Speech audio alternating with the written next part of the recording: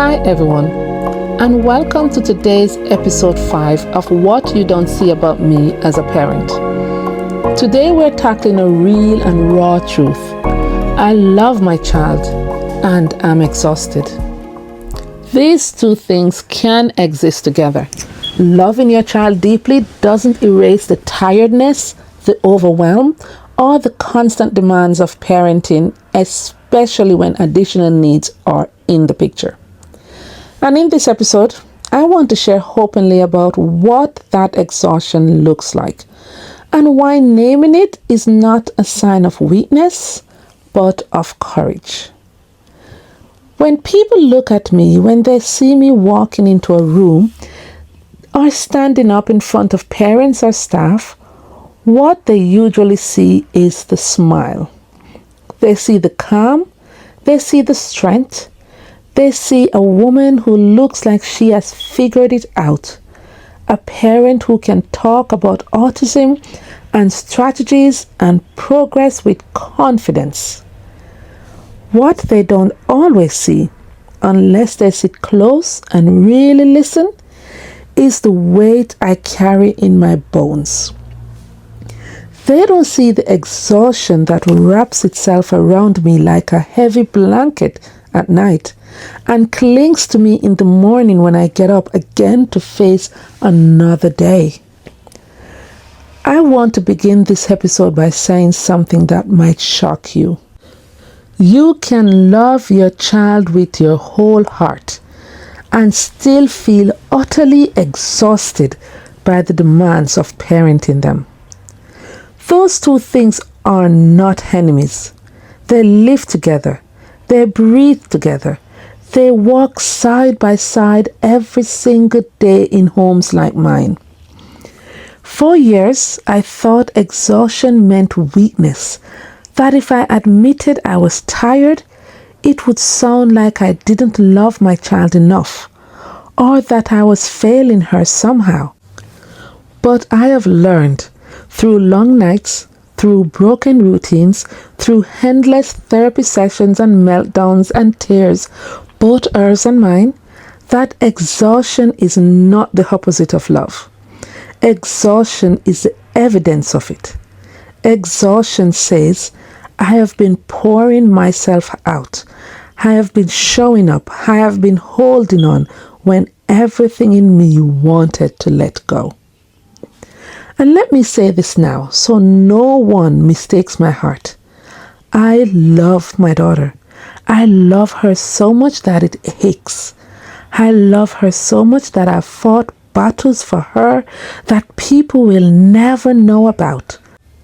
I have sat in rooms with professionals who underestimated her, and I've spoken up until my throat was raw. I have gone without sleep, without comfort, without ease, just to make sure she had a fighting chance in a world that doesn't always understand her. That is love, and it's exhausting. This episode might make some of you uncomfortable because I am not hiding the truth. I am not sugarcoating it. Parents need to hear this. Teachers need to hear this. Carers need to hear this. Loving a child with additional needs can be the most beautiful thing you'll ever do, but it also stretches you to your limits, and pretending otherwise only isolates us more. If you're a parent listening to me right now, maybe you're nodding quietly. Maybe you have had nights where you sat in the dark and cried because the love in your heart felt like it was being drowned out by the exhaustion in your body. Maybe you have felt guilty for even having that thought. How can I be so tired of something I love so much? Let me tell you, you are not alone. I've been there. I've prayed those prayers at 2 a.m. I've whispered, Lord, I don't know if I can keep doing this.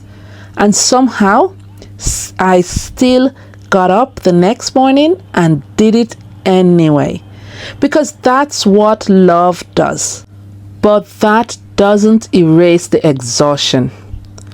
As a woman of faith, I take comfort in knowing that even Jesus, who carried more than any of us ever will, knew exhaustion. Scriptures tell us that he withdrew from the crowds, that he sat down by wells, that he slept in the boat even during the storm.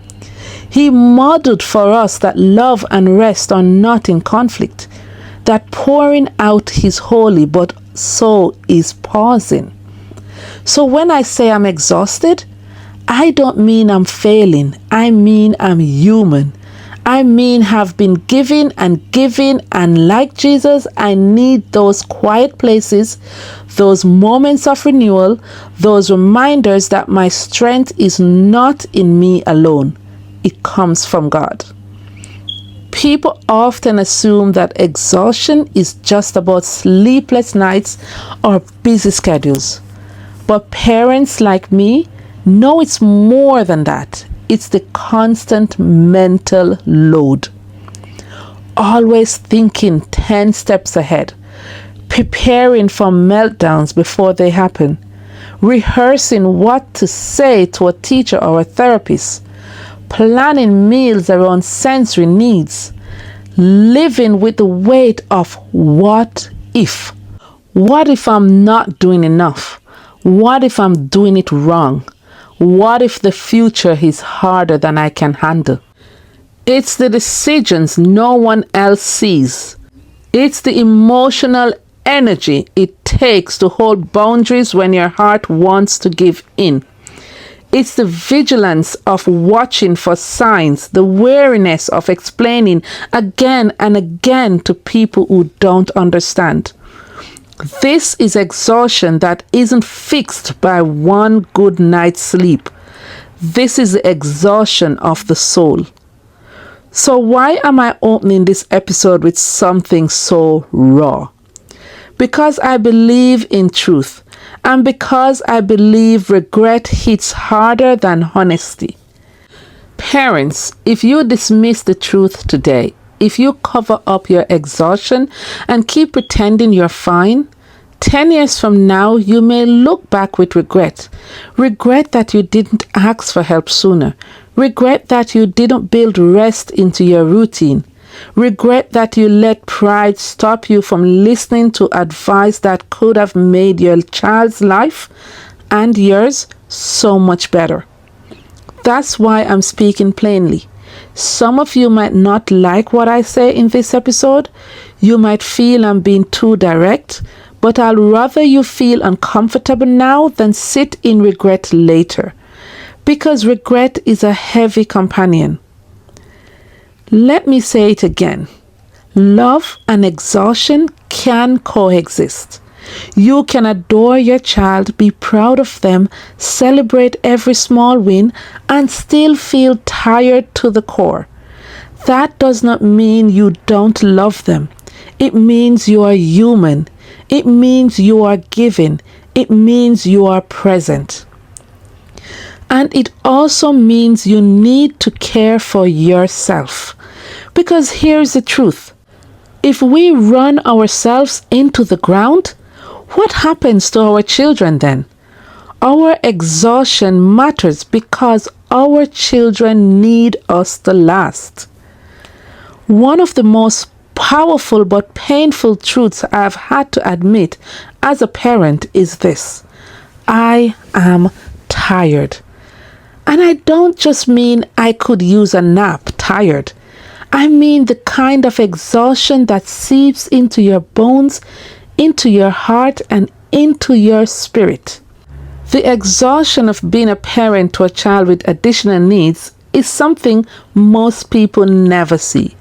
They see the finished product, the child walking into school neatly dressed, the teenager managing independently, the young adult smiling at work or at college, but they don't see the meltdowns behind the scenes, the broken cupboards, the 2 a.m. battles, or the hours of silent tears when you finally get a moment alone. And for a long time, I didn't want to admit it, because there's guilt in saying I love my child and I'm exhausted. It feels like those two things should cancel each other out, as if love should erase the tiredness. But the truth is, love coexists with exhaustion. Loving your child doesn't make you superhuman. It makes you pour yourself out, sometimes past empty, until you're not sure what's left. For the first few years of my daughter's life, I was working as a care assistant. That meant I would do a full shift caring for other people's needs, only to come home and step straight into another shift of caring, this time for my own child. I know what it feels like to sit in your car after work and cry, because you know that home won't bring relief. It will bring a new wave of demands. I know what it feels like to drag your tired body through the door and be met with a meltdown, knowing you have to find the strength to stay calm, to stay present, to keep going. At work, I was professional, composed, attentive. At home, I sometimes felt like I was breaking, and that's the exhaustion nobody sees. Later, we were fortunate enough by God's grace that we were financially stable enough for me to stop working for a time. We knew we had to. My daughter's needs were too great, the appointments too many, the strategies too demanding. We had to make space to give her the foundation she needed. And so I stepped back, determined to put everything into helping her. But here's the truth that surprised me. That didn't ease the exhaustion. It simply changed its shape. When I was working, at least I had the kind of break that comes from shifting environments. Yes, the job was demanding, but it was a different kind of demand. It gave me distance for a few hours from the meltdowns and the control battles. But when I was at home full-time, there was no clocking out, no shift change, no end to the demands, the meltdowns, the battles, the strategies, the tears.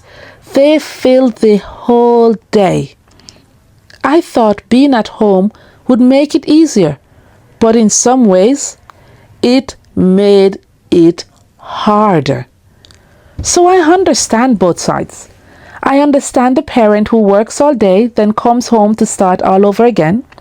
And I understand the parent who stays home and feels like the work never ends, not even for a second. Exhaustion looks different in both cases, but it's real either way. Exhaustion isn't always loud. Sometimes it's silence.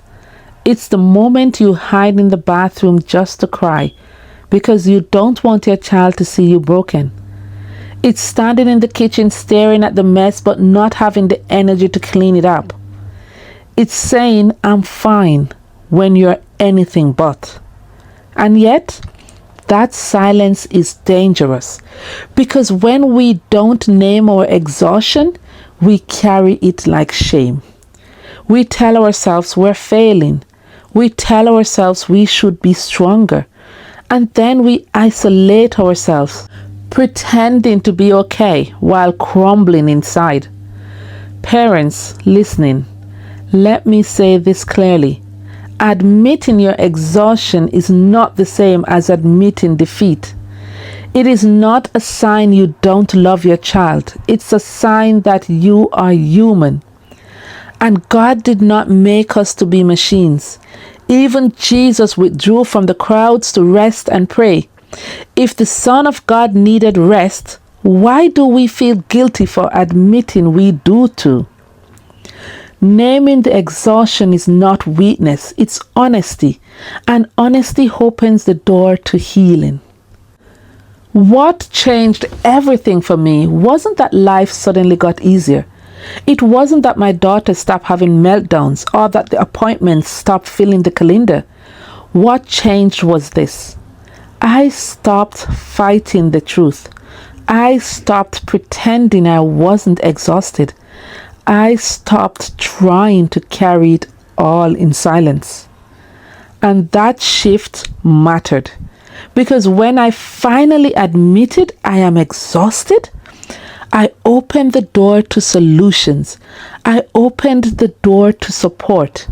I opened the door to grace. And let me be clear, that wasn't easy. I had pride. I had defensiveness. I had those moments where someone suggested a new strategy and I bristled because it felt like they were criticizing my parenting. I had times where I felt like saying, "Don't tell me how to raise my child." But every time I humbled myself and listened, every time I admitted I needed help, something changed. My daughter changed, our family changed, and I changed. That's why I tell parents now, don't let exhaustion drive you into denial. Let it push you into action.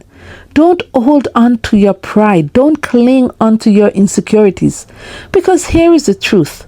Regret hits harder. 10 years from now, you don't want to be the parent saying, "If only I had listened. If only I had tried. If only I hadn't dismissed the help." Your child's future is worth more than your pride. When I returned to teaching, I brought all this with me. And suddenly I saw exhaustion from another angle, not just as a parent, but as a teacher in an autism class. Teacher exhaustion looks different, but it runs deep too. It's the bruises from being hit or kicked by a child in meltdown. It's the fractured rib I carry as a reminder of one particularly hard day. It's the endless meetings, the paperwork, the balancing of 6 children with 6 different needs and 6 different curriculums, all in one classroom. It's the SNAs burning out, the staff crying in the staff room, the frustration of parents who don't always understand that we are fighting for their child too. And yet, just like at home, that exhaustion is covered up. Teachers smile at parents at the door. They talk about progress. They keep the class moving. But behind the scenes, they are drained. They are battered. They are holding the line when no one else sees. That's why I say, whether you're a parent or a teacher, exhaustion doesn't mean you don't love these children. It means you are pouring out every part of yourself, often with little left to give. So how do we keep going? For me, it has always come back to faith. In the darkest nights when I cried in the bathroom or wept in my car, I leaned on God because I knew I couldn't do it in my own strength. I prayed for wisdom. I prayed for patience. I prayed for the ability to see beyond the meltdown, beyond the exhaustion, into the future God was shaping for my daughter. And God answered, not by removing the struggles, but by giving me the strength to endure them, by surrounding me with people, therapists, teachers, friends who guided me, by teaching me that my exhaustion was not a sign of failure, but an invitation to lean on Him. And that's why I can stand here today and say, yes, I was exhausted. Yes, I am still tired sometimes, but that exhaustion has not broken me. It has shaped me. It has taught me resilience. It has taught me dependence on God. And it has given me the empathy to sit with other parents and say, I understand. When people hear the word exhaustion, they often picture physical tiredness. They think of sleepless nights chasing a child or carrying heavy bags.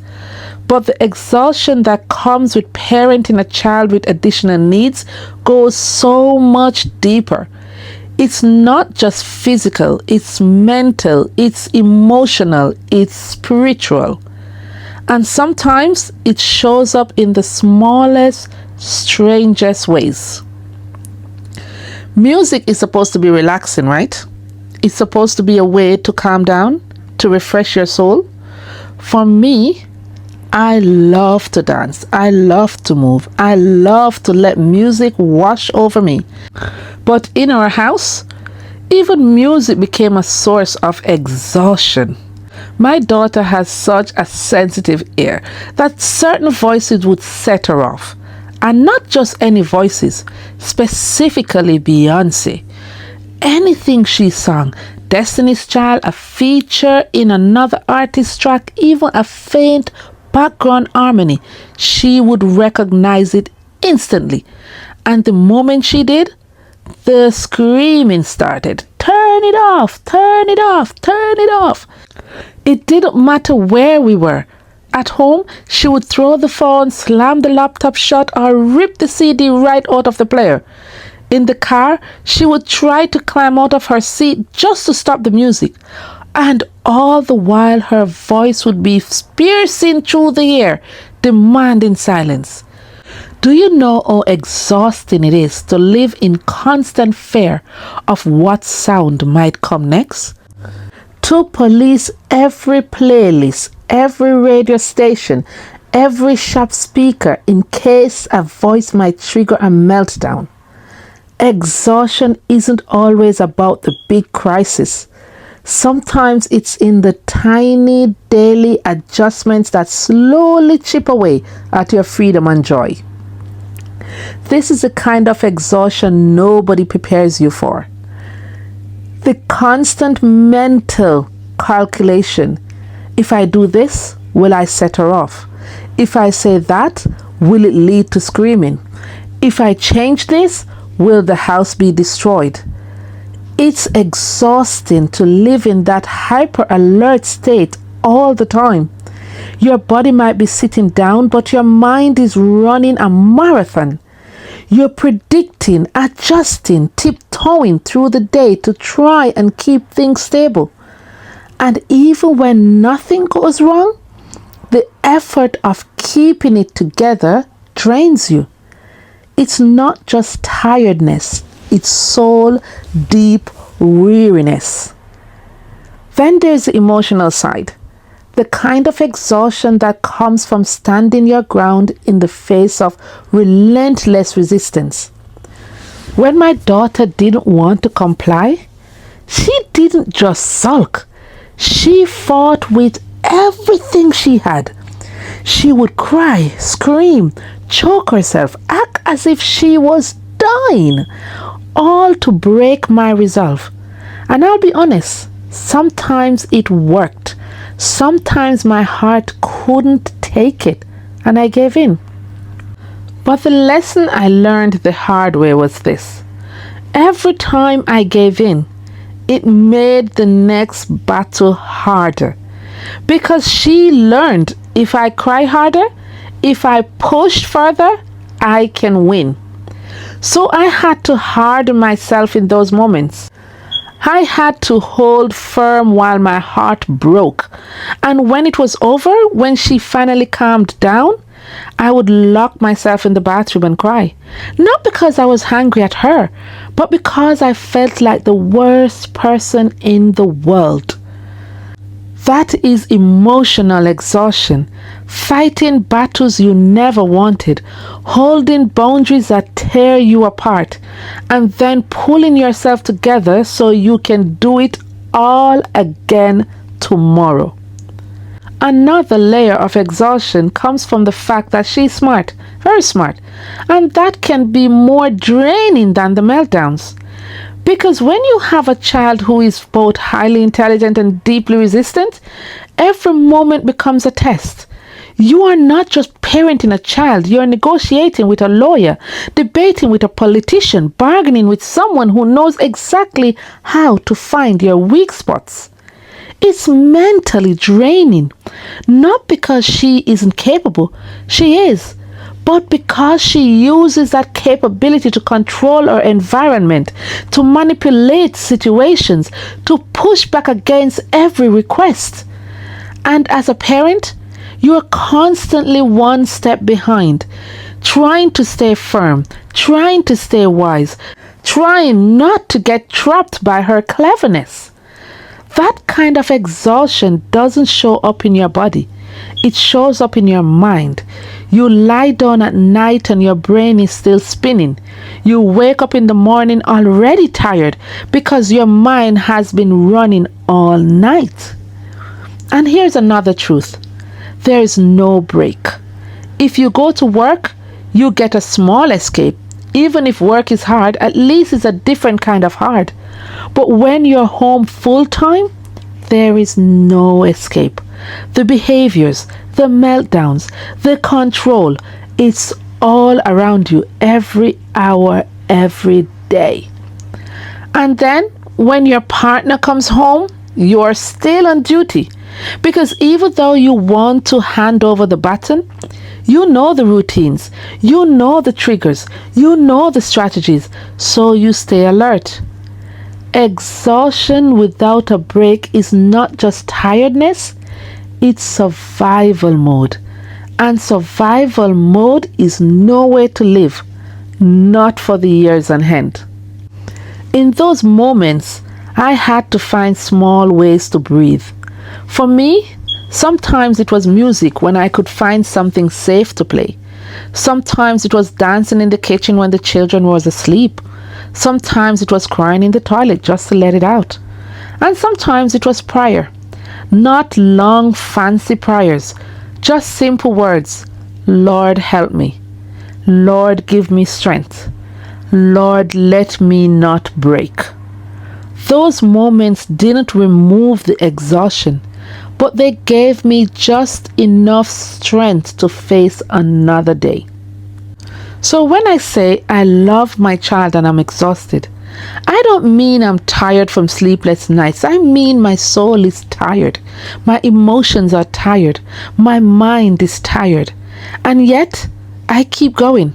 Because even in the exhaustion, there are moments of joy. Even in the exhaustion, there are signs of progress. Even in the exhaustion, God gives grace for one more day. That's what this part is about. Telling the truth about the exhaustion nobody sees and still holding on to hope. When I step into my classroom, I don't stop being a mother. I don't stop carrying my own experiences. But I also carry the experiences of other people's children. And let me tell you, as exhausted as parents are at home, teachers feel it too. Teaching children with additional needs, especially children with autism and complex behaviors, will stretch you in ways you don't think were humanly possible. It's not the same exhaustion as staying up all night with your own child, but it's a deep, bone-weary tiredness that comes from giving your all every single day, often with very little thanks or understanding from the outside world. And yet, in that exhaustion, just like at home, there are treasures. There are moments of joy. There are victories that nobody else sees but us. And it's in those small wins, those glimpses of progress, that teachers find the strength to keep going. So in this part, I want to share what exhaustion looks like through the eyes of a teacher and how we can transform that exhaustion into hope and growth. Not just for the children, but for ourselves as well. The first thing I've learned as a teacher is that nothing works without trust. And building trust with children who have been hurt, misunderstood, or constantly disciplined for behaviors they can't control is exhausting work. I've had students come into my class who were labeled violent, aggressive, unteachable. Children who had been excluded, suspended, or were on the verge of expulsion. And yes, sometimes those first few weeks nearly broke me. Tables flipped, chairs thrown, walls marked, my ribs bruised. I have had classroom torn apart in 10 seconds. But here's what I also saw. When I refused to give up on them, when I held the boundary with calm authority, when I respected them even in their most unregulated moments, slowly trust began to build. Trust doesn't come in a grand gesture. It comes in the moments a child looks you in the eye instead of looking away. It comes in the moment they choose to walk back into the classroom instead of running out the door. It comes in the moment they let you redirect them without lashing out. And when those moments come, I celebrate them like gold, because those are the foundations of everything else. Yes, it's exhausting, but that exhaustion is not wasted. It's an investment in trust, and with trust, everything else becomes possible. One of the hardest things I've had to teach, both to children and to staff, is that respect is not optional. I don't care how hungry you are, how tired you are, or how overwhelmed you feel. You are not entitled to disrespect me. And in the same way, I am not entitled to disrespect you. So in my class, we practice respect every single day.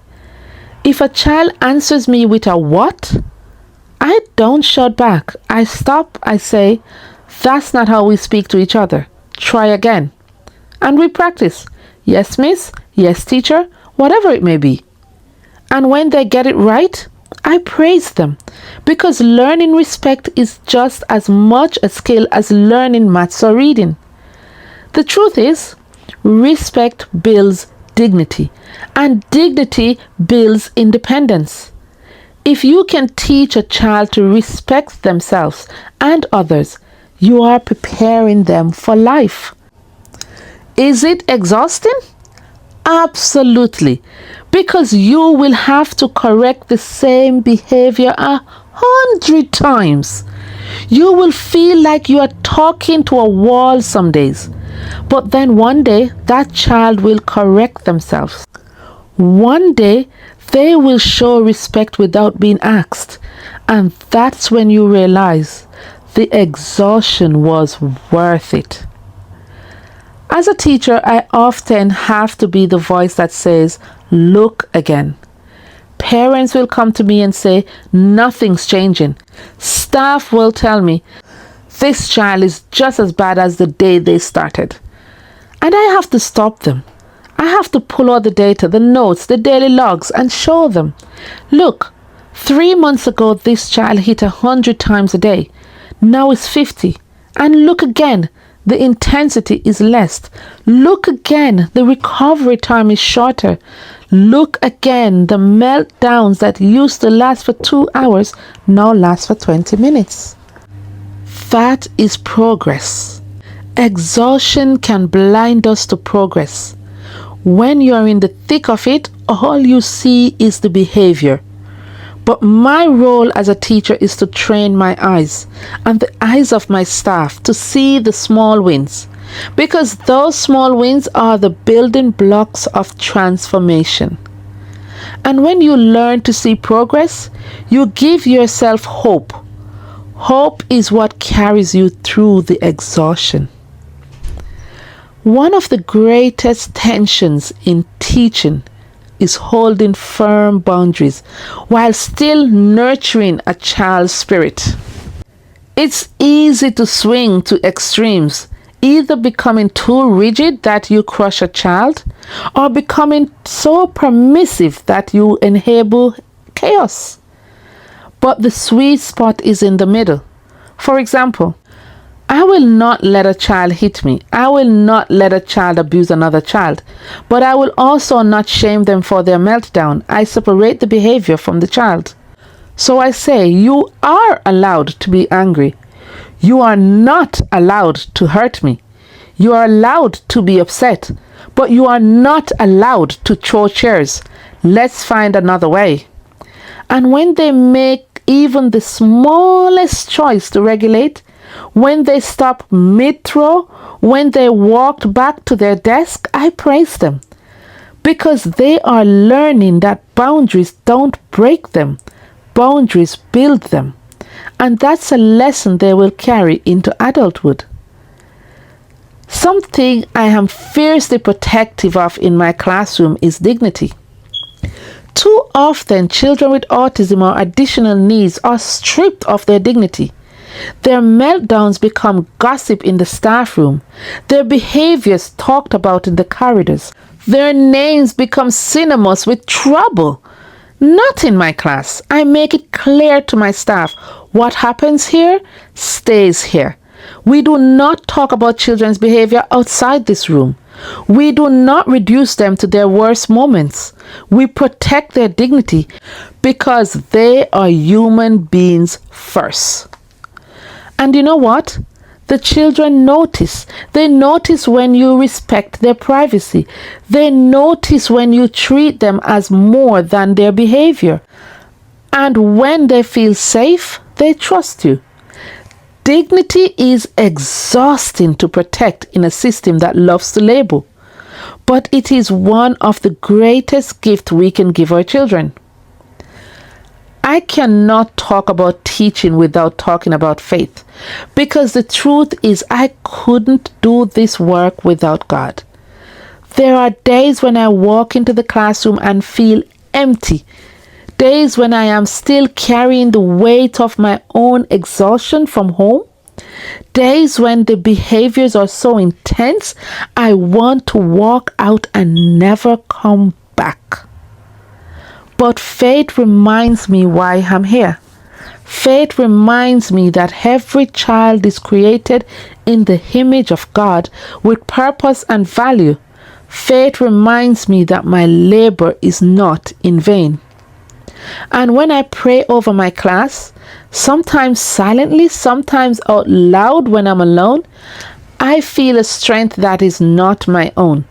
That strength carries me through the exhaustion. Faith doesn't remove the hard days, but it transforms them. It turns the classroom into sacred ground where small miracles happen every day. Finally, one of the most important things I do as a teacher is help parents and staff learn to celebrate small wins. Because exhaustion is lighter when it's shared, and victories are sweeter when they're celebrated together. When a child writes their name for the first time, I send a picture home. When a child waits in the line without running, I tell the parents. When a child regulates themselves, I praise them in front of their peers. These celebrations remind us why we do what we do. They remind us that the exhaustion is not pointless. They remind us that progress is possible. And when parents and teachers unite in celebrating small wins, children strive because children feel it. They feel the joy, they feel the pride, they feel the connection. So yes, teaching children with autism is exhausting. It will drain you, stretch you, test you, but it will also transform you. Because in the exhaustion, you discover resilience you didn't know you had. You discover the power of patience, the beauty of small wins, the strength of boundaries, and the sacredness of trust. And when you look back years later, you realize that every hit, every meltdown, every sleepless nights in the classroom was not wasted. It was building something eternal. As a teacher, I can say this. I love my students, and yes, I am exhausted. But I wouldn't trade the exhaustion because the fruit it bears is priceless. By the time you've listened this far, you might be nodding, maybe even crying, because you know exactly what I mean when I say, I love my child and I'm exhausted. You are living it. The meltdowns, the sleepless nights, the endless decisions, the loss of little freedoms you never thought you've had to give up. Even the music you play, the clothes you wear, the foods you eat, it all changes. And sometimes you wonder, will this exhaustion ever end? Will I always feel like I'm drowning while trying to stay strong for my child? I want to be honest with you. The exhaustion doesn't disappear overnight. Parenting a child with additional needs is not a sprint. It's a marathon. And sometimes it feels like a marathon with no finish line in sight. But here's the truth I've learned. Exhaustion doesn't have to equal defeat. Every time I thought I couldn't go another day, something shifted. Maybe it was a tiny breakthrough, a word spoken, a meltdown avoided, a smile in the moment that would usually end in tears. Those were reminders that growth was happening, even when I couldn't see it. Exhaustion blinds you to progress, but progress is still being made. That's why we need to pause, even in the chaos, and celebrate those steps, no matter how small. There's a difference between surviving and surrendering. Survival says, I'll keep going, even if I'm crawling. Surrender says, I'll give up completely. Have been on the edge of surrender many times. Nights when I thought I can't do this anymore. Days when I wanted to pack it all in and walk away.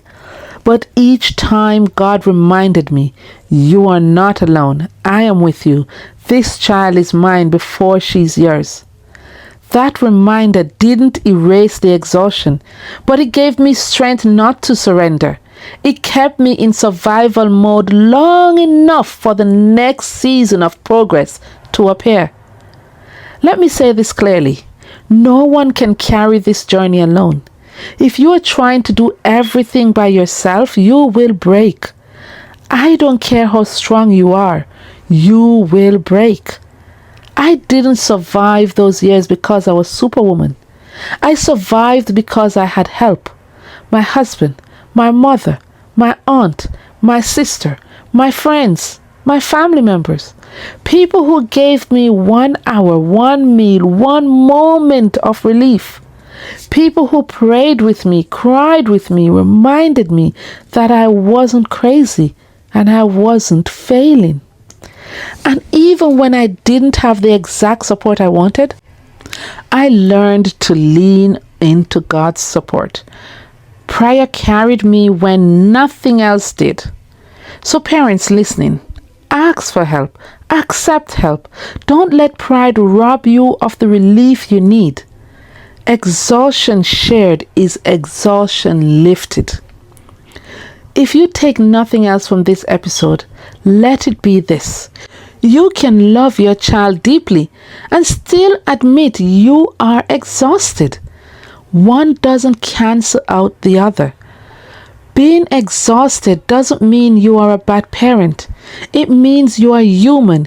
It means you are pouring yourself out. It means you are showing up even when it costs you everything.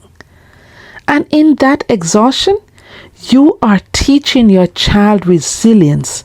You are showing them what persistence looks like. You are building foundations they will stand on long after the exhaustion fades. So yes, I love my child and I am exhausted. But I'm also proud.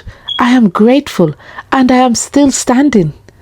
And if you're listening today, I want you to know you can still stand too.